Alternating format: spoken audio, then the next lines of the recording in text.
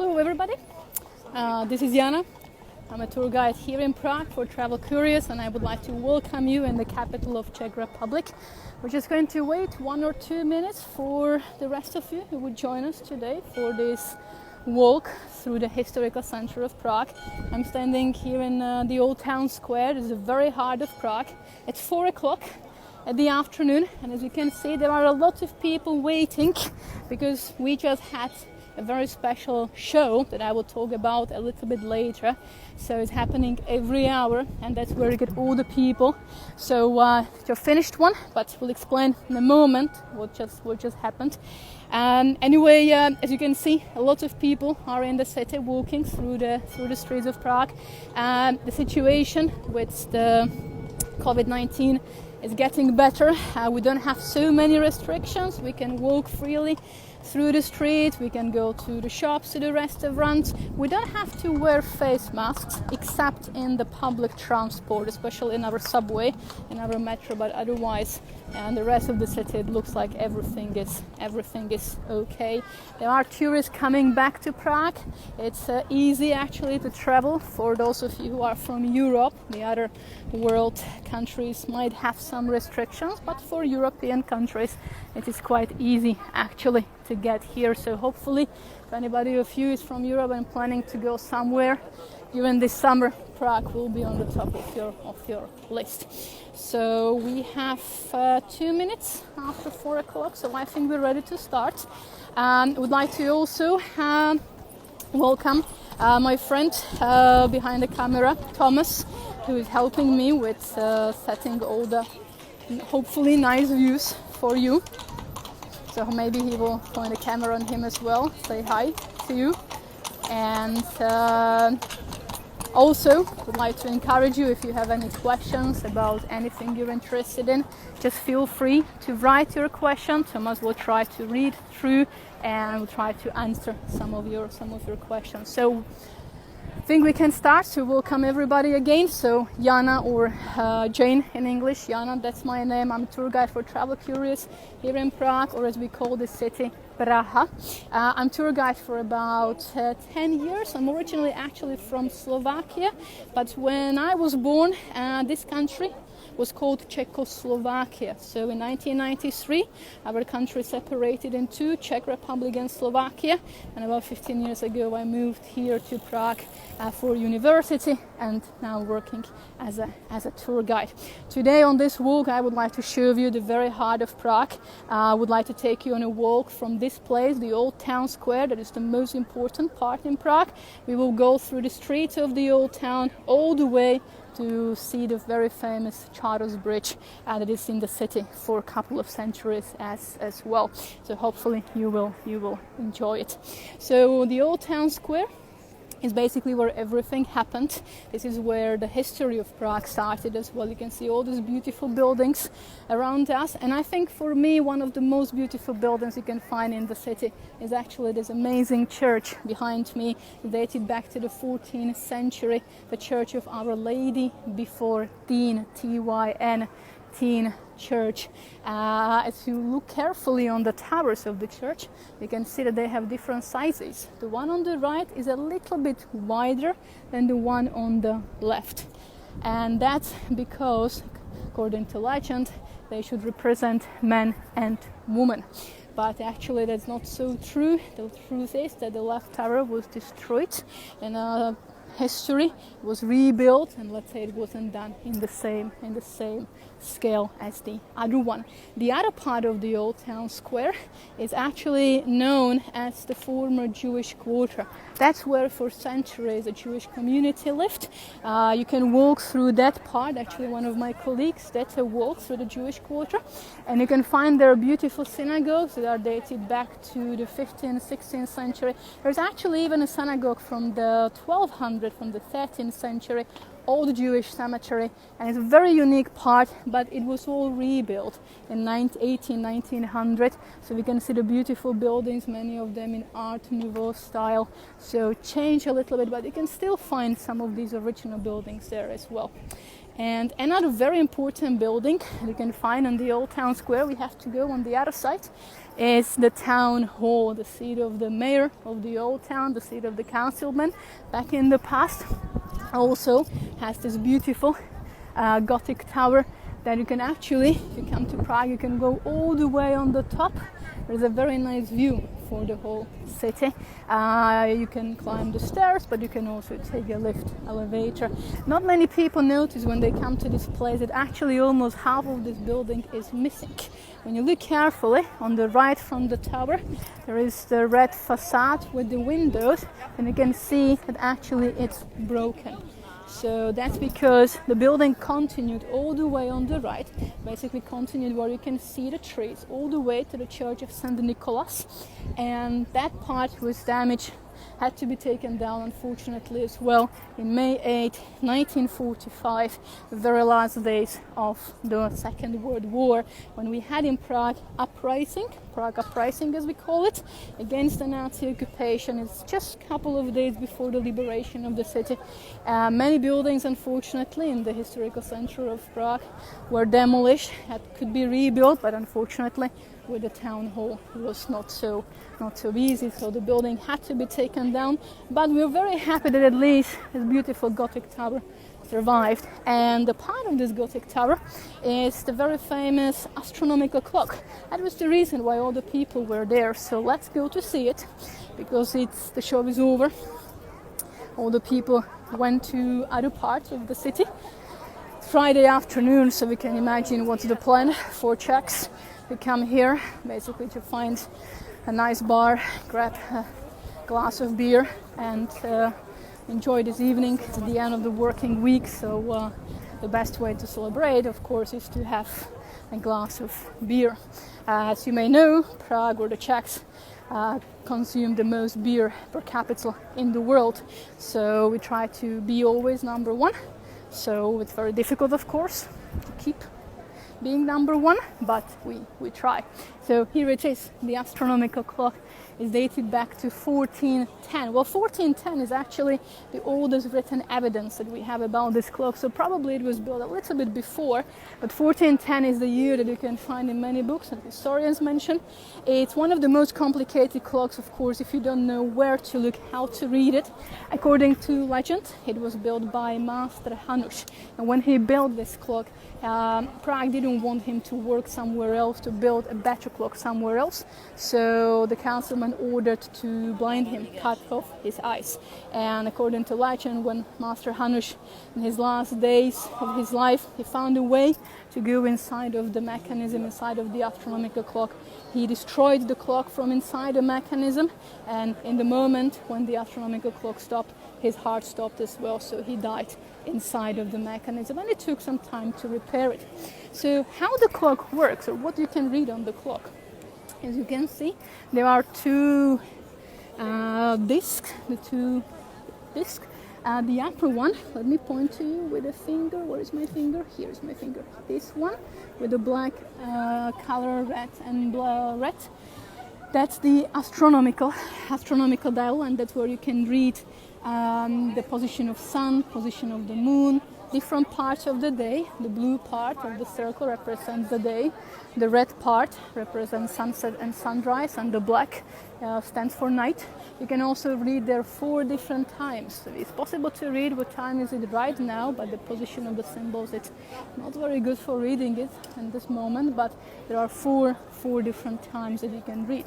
The lower part of the circle, and it's this one, that's the calendar desk, and that's where you can read all the names that we use in the calendar. It's basically the days of saints, names of saints, and it helps us to celebrate the name days as well that we celebrate in Czech Republic as well. So every hour there's happening astronomical clock show. So let me show you what the show is about. It's for about 1 minute. Everybody's always so excited to see it. and then it's a little bit disappointed, unfortunately. Maybe you can see the two blue windows on the upper part. So cannot zoom right now, but I brought this, so maybe it's better show you. So we can see the blue windows, you can see them on the real clock, and then what's happening every hour. These windows open, and inside of windows you can see the walk of the 12 disciples. So see them in the windows for about 1 minute roughly, then the windows close, and that's all. So at the beginning everybody is excited, then they see this and they think, that's all? Well, that's all, but you have to think about this, that this is here for several centuries, so it's really, really amazing mechanism. Unfortunately, the clock was partly demolished, destroyed in those fights of the Second World War as well. I mentioned when the town hall was very badly demolished as well, so some parts of the astronomical clock had to be replaced, and also especially the statues that you can find next to the those two dials, and also the statues of the disciples, but quite a lot of parts of the clock are still original. The buildings next to the tower was beautiful, mainly Renaissance. They have some Gothic basements as well. That's the town hall. That's also what remained from the town hall. So that's where you could find the mayor, the councilman, but today that's all museum. Mayor has a different building that is using, and all the politicians in Prague. So this is a museum. So I really recommend when you come to Prague to visit this place. You can go up on the tower, you can walk through the houses. There are 5 of them actually, and there is also a beautiful underground area. You can go quite deep actually to see the original level of the city, because Prague was a little bit situated much deeper. And also what's typical for Prague, I will take you through one of those small alleys of the old town, but you can also see that all these tiny little streets take you almost from everywhere you go. They take you to the old town square, or they take you to the other parts. If you walk through this small street, 5 minutes of walk, and you reach another very important square in the city called the Wenceslas Square. St. Wenceslas, the patron of the country. You may know him from the very famous Christmas carol, Good King Wenceslas. And that's where in 1989 our country celebrated the end of the communistic regime. Because in our long history, we had more than 1,000 years of the Czech kingdom. 1918, when the First World War is over, we created Republic, Czechoslovakia. Then, during the Second World War, the country was occupied by the Nazis. And 3 years after the Second World War, we became communistic republic. So 1948 all the way until 1989. And the square that is just 5 minutes of walk from here. That's where the famous Velvet Revolution happened. Before we go to the streets of the old town, I'd like to point to you another house that I like very much in here. It's the house number 5 from the town hall. Beautiful black with a white decoration house at the minute, and especially the decoration is quite unique. Many people think it's painted, but it's actually engraved.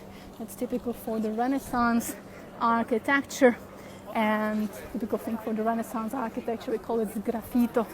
So it's one of the buildings that you can discover as well. Yeah, we have a question, what's the lower circle dial on the astronomical clock called? We call it calendar desk. You can read the names from the calendar. The name of the tower is a town hall, so the tower of the old town hall, astronomical clock tower. It's very easy.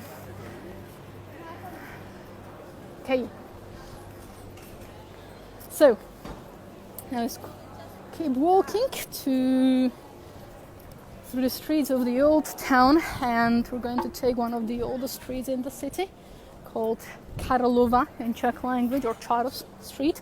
It's named after very famous Czech king, emperor of Holy Roman Empire actually, Charles IV, who in 14th century chose Prague as a capital of Holy Roman Empire, the capital most of Europe. And he enlarged the city, as you can see in the historical center today. He built many of those beautiful Gothic buildings, like we saw the town hall, started the church we saw in the old town square, There is a university that carries his name as well, Charles University. It's the oldest in the country. And the bridge I would like to show you is also carries his name and was started to be built in his time. So Charles Street is one of the oldest, so it doesn't go straight. As you will see, we go all the different directions. Today it's one of the main touristic streets you can find in the city. So you will see there are many shops around us, many restaurants as well. And many years ago, like 5 or 10 years ago, if you walk through the street, will be of course many local people walking through. Then when the tourism started to be quite a big part of the Prague economy, not many local people wanted to come here, but now the situation is changing again, and there are many nice places opened for the locals and try to attract local people actually. So you can see here on the left, people are sitting outside. I'll point to you, enjoying the glass of beer. This is one of the microbreweries that opened a few years ago. Very nice beer actually in there. So one of the places that we as a locals like very much, called the Fat Cat. Really recommend to come here to support these local businesses. And Prague, as I mentioned, or the Czechs mentioned, drink the most beer in the world. And of course tourists help us a lot. So thanks for this, for those of you who've been to Prague. But it's not only the big breweries, like many of you, I'm sure you know the companies or the brands like Pilsen Urquell is the most famous. What makes the city or Czech beer so unique are the small microbreweries like this one. Many bakeries around the city you can find as well. So it's all changing, but still of course you can find here many shops. Yeah, mainly attractive for the tourist.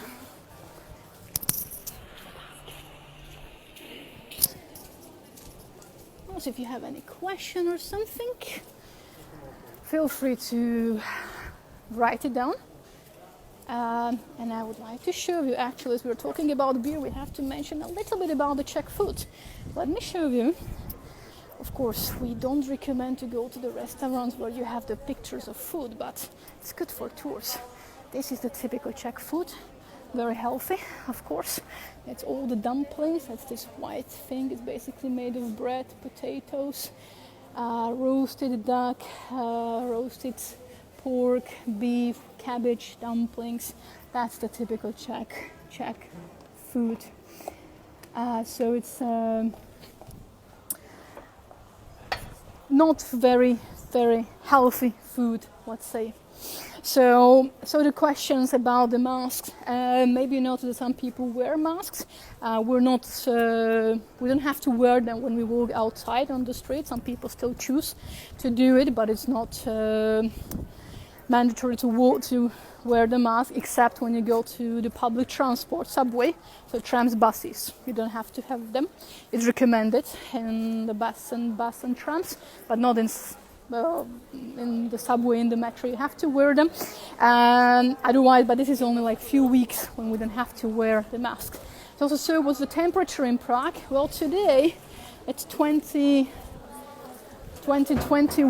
degrees Celsius. Centigrade. So this summer it's not very hot actually. The last summer we had more than 40 tropical days, so the temperature was really high, more than 30 degrees, something around 90 Fahrenheit. But this summer is basically like this, so it's a little bit cool, wind, a lot of rain actually. Prague, the Czech Republic was struggling to be very dry in the last years, but June and July we had a lot of rain, so now the situation is getting better.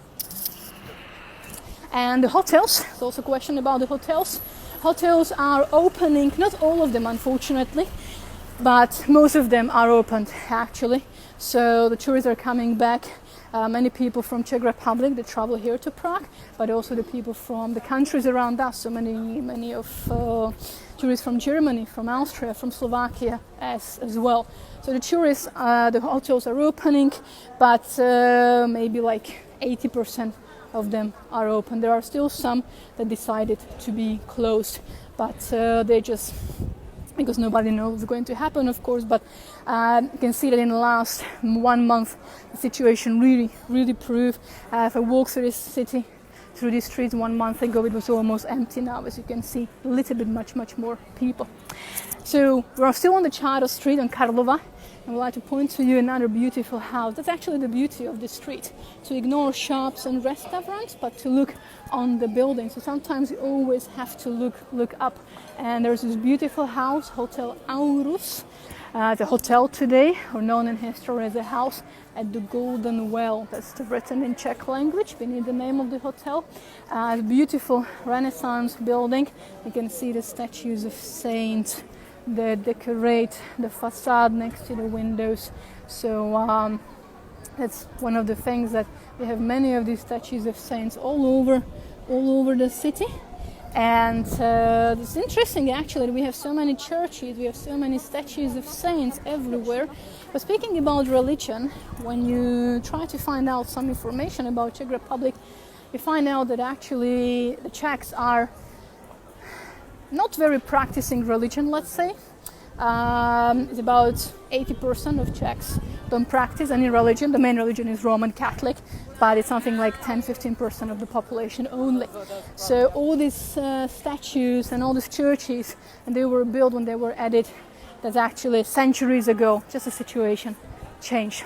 And another thing what is typical for these houses in the old town, but also in the other parts of the historical center, to know the names of all these houses, you only have to know where to look. So you don't have to really study all of that. And you can find these house signs, as we call it. You can see the beautiful one. There is a house and the golden snake. So that help us to tell the names of these buildings.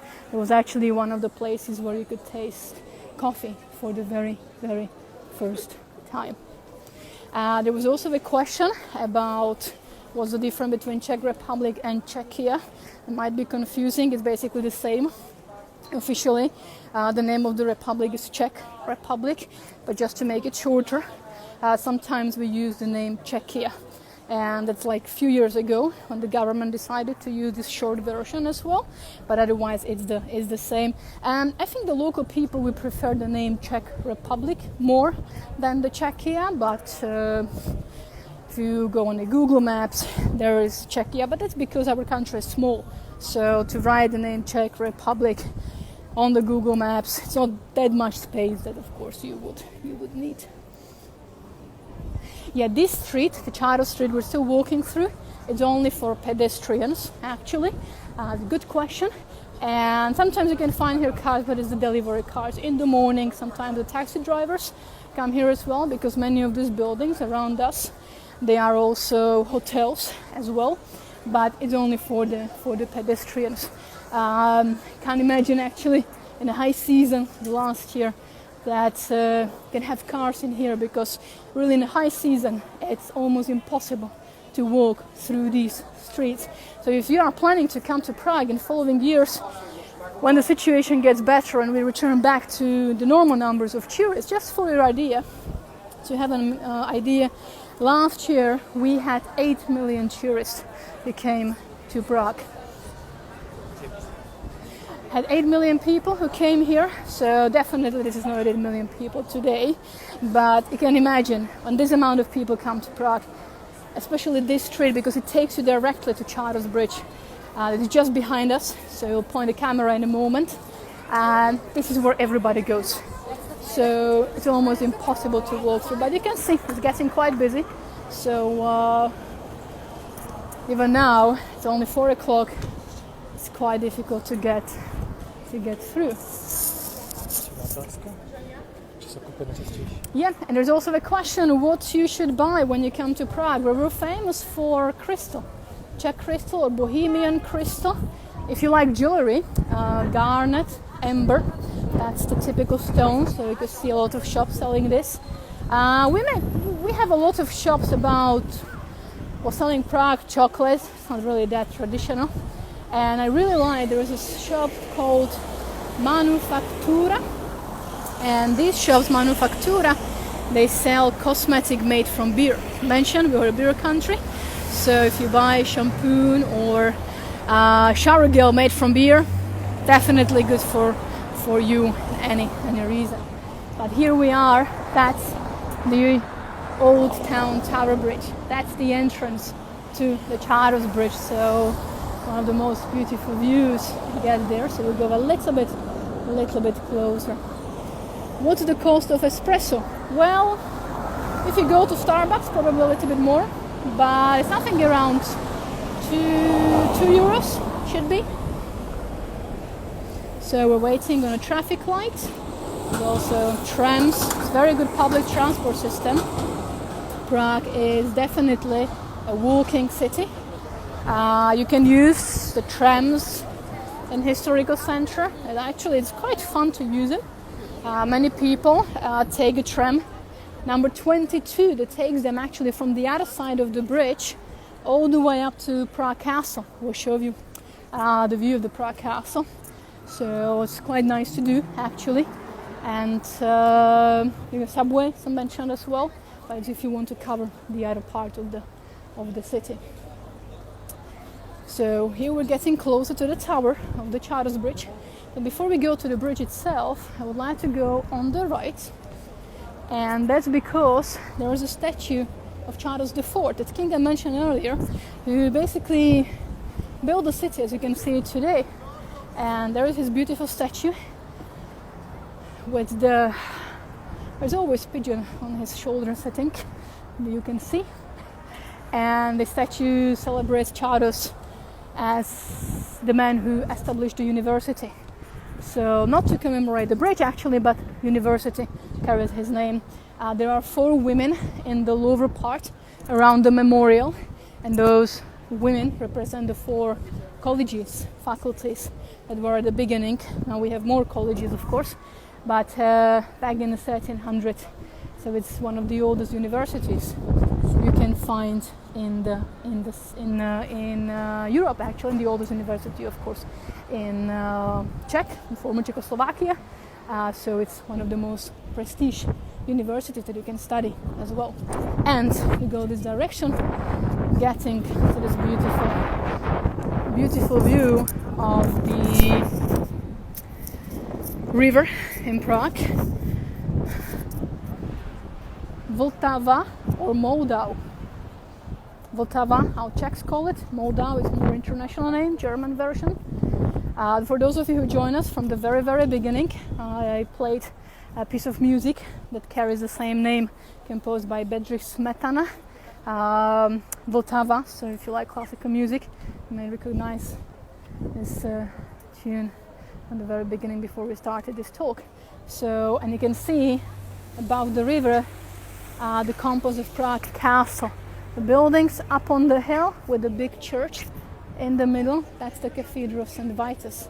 That took also something around 600 years to build actually. Started in the times of Charles IV again and finished back in 1900 actually, so quite a long project. Prague Castle is the largest medieval castle complex in the world. That's where the Czech kings lived, and that's where you can find the office of the president today. Okay, so let's go up on the bridge. Have the few more minutes, so if there is something you are interested in, just write a question. In the last few minutes I would like to take you on the walk. A little bit more people, so let's stay on the one side. So Charles Bridge dated back to 1357 according to legend. It was built, or the construction started 9th of July at 5:31 in the morning of the year 1357, so quite accurate actually. It is the oldest standing bridge we have in Prague, and it was the only bridge in the city for several centuries actually. Now we have many other bridges, together 16 other were built in a later time, but this was the main bridge for the whole, almost from bigger part of the history. And therefore, because it was the most important bridge and the only bridge for many centuries, you can imagine it was not used only for pedestrians as it is today, but it was used for the traffic, cars, trams, buses, everybody was using this, and you had to pay for crossing the bridge. So it's wasn't for free as it is today. You can see these beautiful statues decorate the bridge, and they were added a little bit later, like 200-300 years after the bridge was completed. Again, they represent saints from Roman Catholic Church. So what very nice gallery of saints that takes you to the other part of the city. And what you can see on the other side, that's the lesser town and Prague Castle complex. So let's get here on the one side, and just to give you the opportunity to enjoy a little bit more the view from the bridge. So you can actually see, I'm not sure if it's good to see it, we'll try. Prague Castle is the seat of the Czech president, and there is a seat of the prime minister. So let me point it to you. I have to go, and it's this, where's my finger, if you can see, this tiny white villa. There, the white villa that you can see up on the hill. That's the seat of the prime minister, office of the prime minister. Doesn't live there, just the office. There's a question, who is the patron saint of the country? We have several of them actually, but the most famous one is the Wenceslas, Saint Wenceslas, known from the Christmas carol, the good King Wenceslas. Leaning building there. Oh yeah, there's a question, where is a leaning building? I think you mean the dancing house. Very famous architecture of Frank Gehry. And that's actually, we are looking on the other side of the bridge. As you can see, there is a building with a golden crown. I'm zooming on it.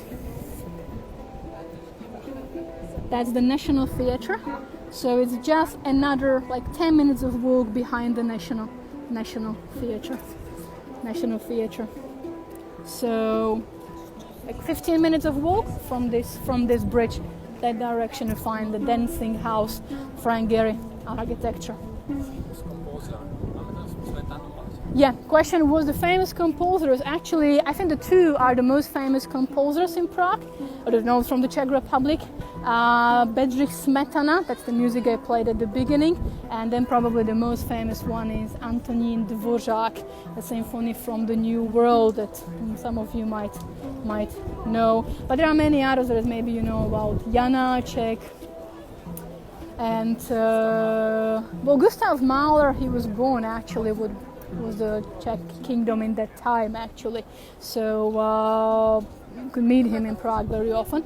And actually also one of the composers that came to Prague very often was Mozart as well, Wolfgang Amadeus Mozart, who premiered Don Giovanni in Prague as a theatre, a state theatre, and is still working. And that's actually, if you come to the city, I'd recommend to go there, and you can maybe see Don Giovanni in the original setting. Right, so this is what I wanted to show you. So I would like to, if you have some more questions, write it. We have a few more minutes to answer. Anyway, there is also a pin comment where you can visit our website, travelcurious.com/staycurious. And I would like to ask you, if you visit that website, you can leave a review about this tour. So we would really appreciate if you would tell us about what you think about our job in here, how you liked Prague.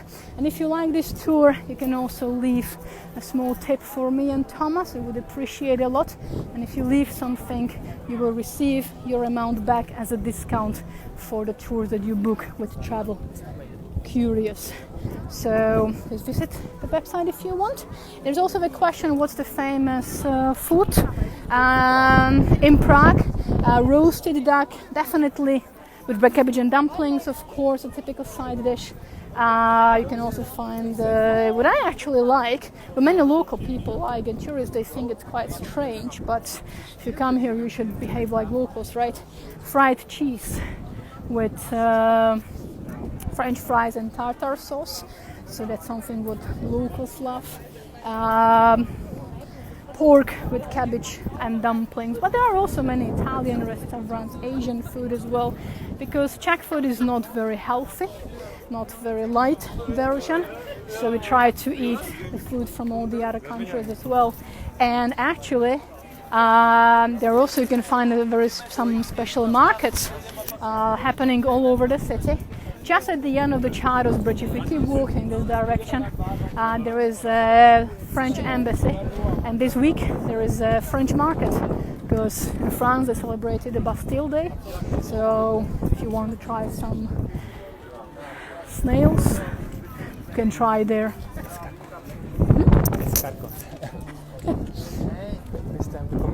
Best time to come to Prague? Well, right now probably, but if you're planning for the next years, it's just amazing view from here for the whole castle complex. And springtime and autumn probably, I would say, because summertime it can be more hot and more people in here, and I think it's beautiful to see Prague when all the flowers are starting to bloom, and then in the autumn time, and that's when the leaves are changing the colors. You can actually see it's a lot of green area in the city, so you can imagine in the autumn time when it's all covered in different colors of the leaves. It's really, really beautiful. And on that green area you can actually see a copy of Eiffel Tower that is 2 years younger than the one in Paris, so I'll try to zoom on it. And it's also a very nice place to visit actually. Are the markets opened? The farmer markets are opened actually. Most of the shops are open, so the situation is getting quite good actually. All right. So I think that will be all for today because we covered our time. So I would like to thank you very much that you joined me. I would like to thank Thomas as well that he was here with me helping with the camera. And I hope that maybe one day you come here to Prague. I would like to thank also to Travel Curious for this opportunity they gave me to show you the city. And I think it's one of the most beautiful in the world. It's the best and most beautiful city definitely in the world. So hopefully one day you will decide to come here and see it in person. So thank you very much. Take care and join us for the other tours and the following days, of course.